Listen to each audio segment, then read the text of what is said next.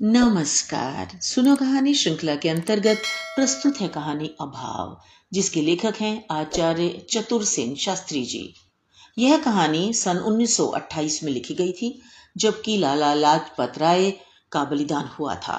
कहानी में एक और देश की तात्कालिक अवस्था की झलक मिलती है, दूसरी ओर पंजाब केसरी के उज्जवल चरित्र की झांकी। तो प्रस्तुत है कहानी। प्रशांत तारकहीन रात्रि का गहरा अंधकार पृथ्वी पर छा रहा था। अमृतसर की प्रशस्त सड़कों पर मनुष्य का नाम न था। उसके दोनों पार्श्वों पर जलती हुई लालटेनों के खंभे निस्तब्ध खड़े बहुत अशुभ मालूम हो रहे थे। जिन मकानों की खिड़कियों में नित्य दीप मालिका जगमगाती थी, उनमें भी गहरा अंधकार छा रहा था। एक विशाल अट्टालिका में एक युवक बैठे अंधकार में दूर तक आकाश की ओर देख रहे थे। वे उस अभेद्य अंधकार में मानो कुछ देख रहे थे। उनका मन उन्हें सुदूर फ्रांस के युद्ध क्षेत्र में ले उड़ा था। चारों तरफ प्रचंड युद्ध की ज्वाला, तोपों का गर्जन, जहरीली गैसों की सरसराहट, पाहतों की चीत्कार, बम प्रपात का हाहाकार, मानो वे उस शून्य आकाश में जागृत से देख रहे थे। उन्हें सहस्रों मरणोन्मुख व्यक्तियों में से सहसा एक अद्भुत मुख की आलोकित आभा दिख पड़ी, जो लाशों के ढेर में से सहायता के लिए संकेत कर रहा था। किस प्रकार प्राणों पर खेलकर वे उसकी सहायता को अग्रसर हुए थे, और किस प्रकार उस मुख के वीर स्वामी को उत्कृष्ट वीरता के उपलक्ष्य में विक्टोरिया क्रॉस मिला था। 1.5 वर्ष पूर्व का वह चित्र उनकी आंखों में घूम गया। वे एक हाय कर उठे। हाय, वही वीर पुरुष, वही सिंह नर, वही युवा, सुंदर युवा जो कल मेरे साथ भोजन कर गए थे, अभी अभी कुछ घंटे प्रथम हंस रहे थे, जलियांवाला बाग में मुर्दे पड़े हैं। वह उनका एकमात्र 2.5 वर्ष का शिशु भी वही लहूलुहान पड़ा है। उनकी लाश उठाने का इस समय कोई प्रबंध नहीं। उफ, हत्यारे डायर! युवक सिसकियां लेकर रोने लगे। रोते रोते ही धरती पर लौट गए। टनन टनन टेलीफोन चिल्ला उठा। युवक ने चौंक कर देखा, उठकर कहा, हेलो, आपका नाम? क्या आप डॉक्टर साहब हैं? मैं धनपत राय हूं। जी हाँ, कहिए। यो, मेरी स्त्री के मरा हुआ बच्चा हुआ है, वह बेहोश है। कृपा कर अभी आइए, वरना उसके प्राण बचना कठिन है। परंतु यह तो बड़ा कठिन है। शहर में तो मार्शल लॉ हो रहा है। कौन इस समय घर से बाहर निकलेगा? जान किसे भारी है? यह डायर की अमलदारी है। परंतु डॉक्टर साहब, वह मर रही है। क्या आप भी मेरा साथ न देंगे? मैं आपका 20 वर्ष का पुराना मित्र, सहपाठी और भाई हूं। युवक का माथा सिकुड़ गया, उसके होंठ कांपने लगे। हेलो, जी हाँ। वह ठंडी हो रही है। घर की स्त्रियों का रोना बंद करना मुझे कठिन हो रहा है। मैं आ रहा हूँ। डॉक्टर ने जल्दी से वस्त्र पहने और वे उस शून्य राजमार्ग में अपनी ही पद ध्वनि से स्वयं चौकन्ने होते हुए चले। नाके पर पहुंचकर गोरे सार्जेंट ने बंदूक का कुंदा उनकी ओर घुमाकर कहा, कौन? उन्होंने निकट जाकर कहा, मैं हूं doctor major RL Kapoor, MD। मगर आप जा नहीं सकते। आप पास दिखाइए। पास मेरे पास नहीं है। एक रोगिणी मर रही है। मेरा कर्तव्य है कि मैं जाऊं। वेल, तुम कीड़े के माफक रेंग कर जा सकता है। क्या कहा? कीड़े के माफक? यस, इस गली में इस तरह जाना होगा। नीचे झुको। कदापि नहीं। मैं भी अफसर हूं और 35 नंबर रेजिमेंट का कर्नल मेजर हूं। मगर काला आदमी हो, इससे क्या? कीड़े के माफिक रेंग कर जाओ तुम, हिंदुस्तानी। यह कहकर गोरा यम वज्र की तरह तनकर सम्मुख खड़ा हो गया। डॉक्टर ने क्रोध और वेदना से तड़प कर एक बार होंठ चबा डाला और फिर वह धैर्य धारण कर धरती पर लेट गए। उनके वस्त्र और शरीर गलीज कीचड़ में लथपथ हो गए। उन्होंने पड़े ही पड़े पुकारा, लाला धनपत राय। धनपत राय ने द्वार खोलकर रोते रोते कहा, उफ, अब भी शायद बच जाए। पर क्या आपको भी उन जालिमों ने कीड़े की तरह? धनपत राय डॉक्टर के पैरों के पास गिरकर रोने लगे। डॉक्टर ने कहा, धीरज लाला धनपत राय, रोगी कहाँ है? रोगी बेहोश अवस्था में था। आवश्यक उपचार करने के बाद डॉक्टर ने कहा, क्या थोड़ा गर्म पानी मिल सकेगा? पानी नहीं। घर में सुबह से एक बूंद भी पानी नहीं है। कुएं पर निर्लज्ज गोरों का पहरा है। वे पानी नहीं भरने देते। 2 बार मैं गया, पर पीट कर भगा दिया गया। डॉक्टर ने बाल्टी हाथ में लेकर कहा, किधर है कुआं? आप क्या इस अपमान को सहन करेंगे? डॉक्टर चुपचाप चल दिए। कुएं पर पहुंचने पर ज्यों ही उन्होंने कुएं में बाल्टी छोड़ी, त्यों ही एक गोरे ने लात मारकर कहा, साला भाग जाओ। डॉक्टर साहब ने तान के एक घूंसा उसके मुंह पर दे मारा। क्षण भर में 4-5 पिशाचों ने बंदूक के कुंदों से अकेले डॉक्टर को कुचलकर धरती पर डाल दिया। साहस करके डॉक्टर उठे और कीड़े की तरह रेंगते हुए गली के पार को चले और किसी तरह अपने घर के द्वार पर आकर वे फर्श पर पड़ गए। प्रभात हुआ। उनकी पत्नी ने आकर देखा वे औंधे मुंह जमीन पर पड़े हैं। उसने उन्हें जगाया और उनकी इस दुरावस्था पर आश्चर्य प्रकट करते हुए संकेत से पूछा, माजरा क्या है? क्षण भर में घर भर वही मौजूद था। सैकड़ों प्रश्न उठ रहे थे, परंतु डॉक्टर साहब विमूढ़ से बैठे चुपचाप आकाश को देख रहे थे, मानो एकाएक चौंक कर वे उठे। उन्होंने मुट्ठी भींच कर कहा, ओह, कहाँ है वह पंजाब केसरी? आज पंजाब के शेर उसके बिना यूं कुचले जा रहे हैं। आज यदि वह होता। डॉक्टर साहब उन्मत्त होकर उठ बैठे और उन्होंने अपने उस घृणित साहबी ठाठ के वस्त्रों को उतार कर फेंक दिया। फिर जेब से दिया सलाई निकालकर उनमें आग लगा दी। धीरे धीरे वे घर की सभी वस्तुओं को ला ला कर आग में डालने लगे। लोग अवाक होकर चुपचाप यह होली कांड देख रहे थे।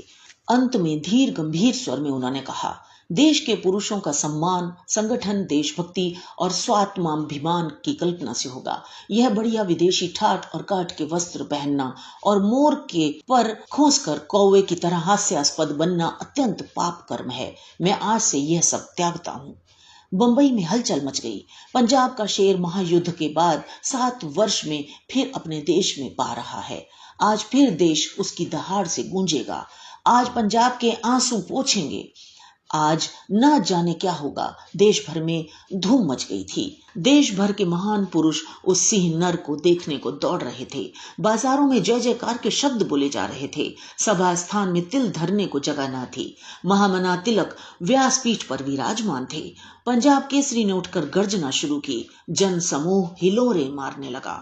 मेरे देश की बहनों और भाइयों, मैंने विदेश में सुना है कि पंजाब ने जलियांवाला बाग में मार खाई है और वे पंजाबी शेर जिन्होंने फ्रांस के मैदान में अपनी संगीनों की नोक पर इंग्लैंड की नाक बचाई थी, अपने ही घर के द्वार पर कुत्ते की तरह शिकार किए गए हैं। मैंने यह भी सुना है कि वह हत्यारा डायर अभी तक अपने स्थान पर आनंद उठा रहा है। यदि कोई पंजाबी बच्चा यहाँ है तो वह मुझे बताए कि उसके लिए उसने क्या किया है।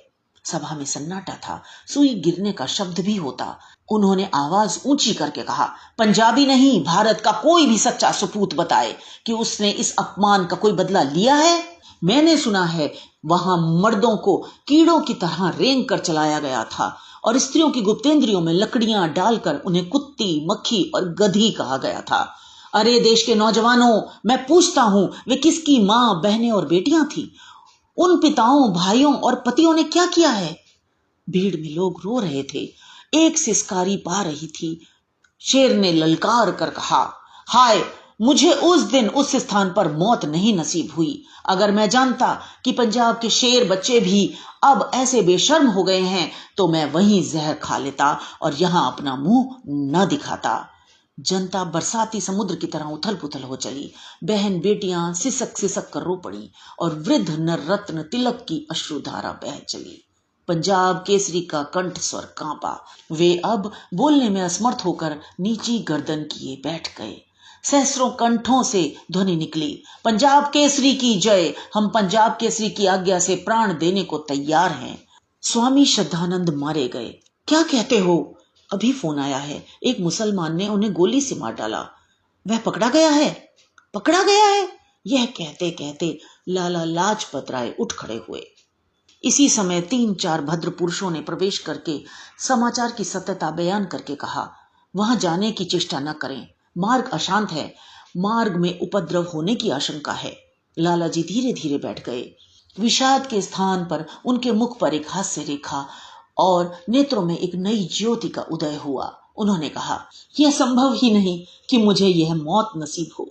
मैं तो अब इतना बूढ़ा हो गया हूं कि चाहे जब चुपचाप मौत तो खा ली जाए, कुछ उम्र से, कुछ रोग और कष्ट से। परंतु एक भद्र पुरुष ने कहा, लाला जी, आप तो अब उतने कष्ट में नहीं हैं। असेंबली में तो कुर्सियां गद्देदार हैं और उनमें बिजली के हीटर लगे होते हैं। लाला जी व्यंग को पीकर बोले, यह सब कुछ होने पर भी वैसा कुछ सुख नहीं है। यदि ऐसा न होता तो आपसे उधर जाने की आशा न थी। वह आपको शोभा देने योग्य स्थान भी तो नहीं। आप वे पुरुष हैं जिनके नाम से गवर्नमेंट कांपती रहती थी।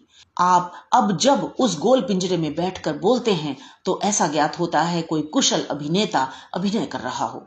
लाला जी ने विषादपूर्ण दृष्टि से कहा, क्या सचमुच? भद्र पुरुष कुछ लज्जित हुए, परंतु लाला जी ने एक बार आकाश को ताकते हुए कहा, हाय श्रद्धानंद, आज तुमने मुझे जीत लिया। क्या आपने सुना? रोज सुनता हूं। आप क्या इनका मुंह तोड़ उत्तर देंगे? नहीं। आप चुपचाप सब सुन लेंगे? हाँ। पर लोग मर्यादा से बाहर हो रहे हैं। क्या कहते हो? कहते हैं आप वतन फरोश हैं, और आप देशघातक हैं, और आप कायर हैं, आराम तलब हैं, कष्ट नहीं सह सकते, और आप देश और देश के बदनसीबों से रुपया ऐंठते हैं। आह, यहां तक। और आपके कारण पंजाब लज्जित है। केवल पंजाब ही ना, शुक्र है। आर्य समाज आपको अपना सदस्य नहीं मानता। अच्छा, मैं कल त्याग पत्र भेज दूंगा। मद्रास अछूतोद्धार के फंड में अब 1 रुपया भी नहीं है। ये लो चेकबुक, जो बैंक में है सभी भेज दो। सभी? है ही कितना? 50-60 हजार होगा। आप खाएंगे क्या? तब क्या पंजाब के घरों से मुझे रोटियां भी ना मिलेंगी? लाला जी ने एक हास्य बिखेरा और एक मोती टप से गिराया। अभी उस दिन तो आप 1 लाख रुपए अनाथों के लिए और गढ़वाल के लिए दे चुके हैं। यह उस रकम से बचा हुआ माल है। आगे कैसे काम चलेगा? आगे देखा जाएगा। वह 1.5 लाख अस्पताल को भी आप दे चुके हैं। वह तो सब जायदाद के बेचने से हो ही जाएगा। लाला जी, आपके बाल बच्चे भी तो हैं।